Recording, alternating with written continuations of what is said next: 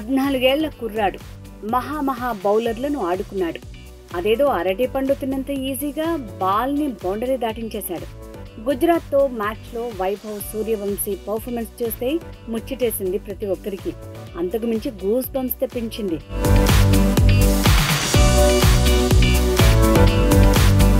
18 సీజన్ల ఐపీఎల్లో గొప్ప ఆటగాళ్లు నెలకొల్పిన రికార్డులను కేవలం 3 మ్యాచ్లోనే బ్రేక్ చేశాడు వైభవ్. మరో ప్లేయర్కు ఛాన్స్ లేకుండా ఇంకే ఆటగాడు తన రికార్డులు బ్రేక్ చేయకుండా చూసుకున్నాడు. ఐపీఎల్ చరిత్రలో సరికొత్త ఘనత సృష్టించాడు. 17 బంతుల్లో వైభవ్ హాఫ్ సెంచరీ చేశాడు. ఐపీఎల్ చరిత్రలో రెండో అత్యంత వేగవంతమైన హాఫ్ సెంచరీ చేశాడు.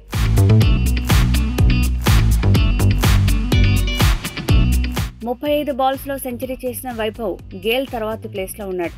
14 ఏళ్ల 32 రోజుల వయసులో ఐపీఎల్లో సెంచరీ చేసిన ఆటగాడిగా నిలిచాడు. ధనాధన్ సెంచరీతో అదూస్ అనిపించింది. వైభవ్పై మాజీలు ప్రశంసలు గుప్పిస్తున్నారు. సచిన్ నుంచి యువరాజ్ వరకు వైభవ్ ఆట తీరును మెచ్చుకుంటున్నారు. ఫ్యూచర్ స్టార్ అంటూ పొగడ్తలు గుప్పిస్తున్నారు.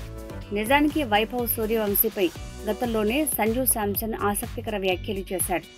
వైభవ్ బ్యాటింగ్ సత్తా ఏంటో ముందే చెప్పాడు. తప్పకుండా భారత జట్టులోకి రాగలిగే ప్లేయర్ అంటూ ప్రశంసించాడు. వైభవ్ ఐపీఎల్ అరంగేట్రం చేయకముందే సంజు చేసిన వ్యాఖ్యలు ఇప్పుడు వైరల్గా మారాయి.